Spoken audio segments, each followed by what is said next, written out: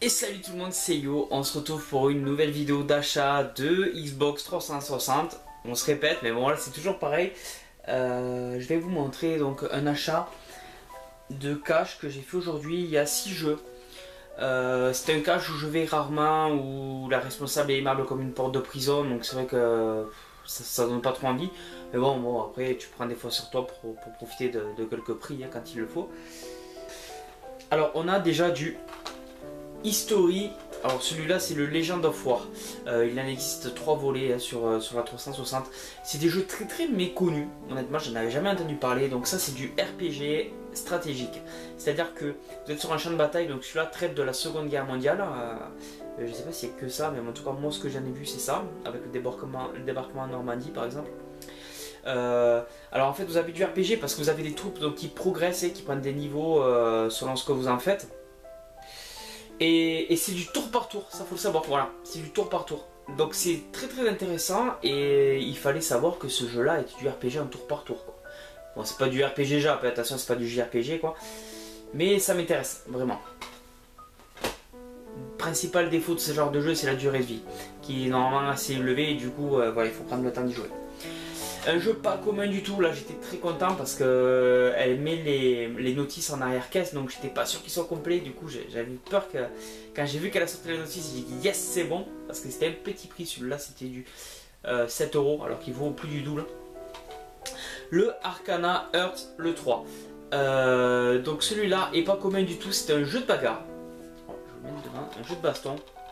Versus fighting comme on dit, exclusivement féminin, hein, un petit peu comme le Dead or Alive, sauf que c'est beaucoup moins, ça n'a rien à voir au niveau du design des personnages, là on est vraiment dans du style manga. La particularité de ce jeu c'est que vous avez 23 combattantes et qu'en fait vous avez en fait des arcanes au nombre de 23 et en les combinant avec ces combattantes vous avez jusqu'à 500 possibilités de combattantes. C'est un petit peu fou dit comme ça, mais bon voilà, il faut le tester pour comprendre un petit peu le truc. Transformers, le jeu, voilà, un autre jeu Transformers, pareil, il y en a pas mal, hein, il y en a au moins 5, 4 ou 5 il y en a. Je suis pas fan des jeux de mecha, je suis pas trop fan de ce mélange de jeux où il y a un petit peu de tout. C'est vrai que pareil, il faudrait peut-être que je me mette dedans pour apprécier, mais ça c'est typiquement le genre de jeu que je prends pour le full set, surtout que c'est des jeux qui sont pas donnés. Alors celui-là n'est pas coté, je sais que les autres le sont plus. Voilà.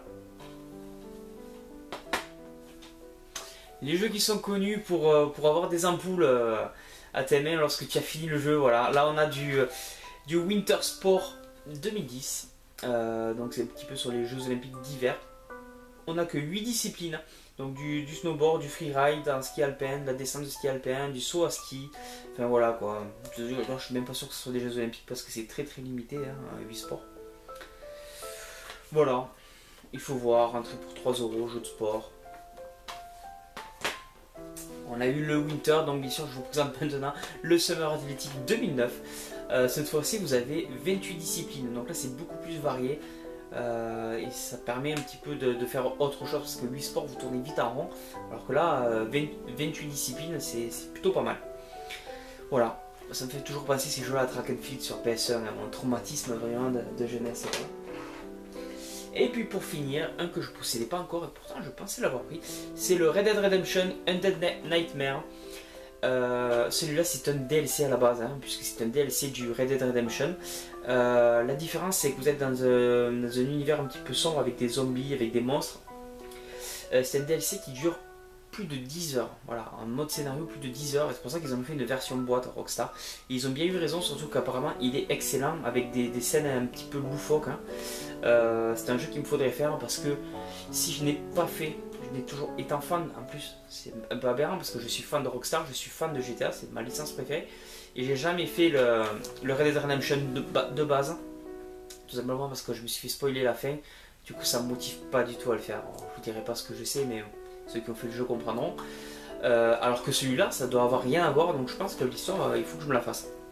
On retrouve apparemment les personnages là, du 1 là-dedans.